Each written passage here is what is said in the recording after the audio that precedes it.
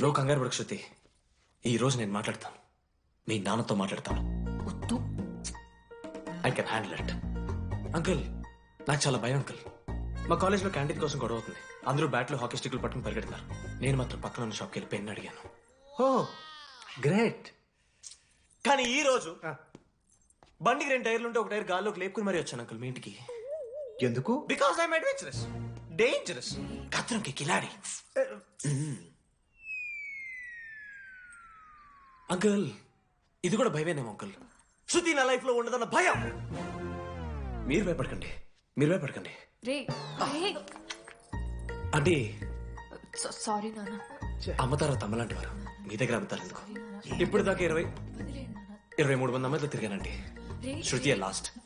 Yes, I swear she's lost.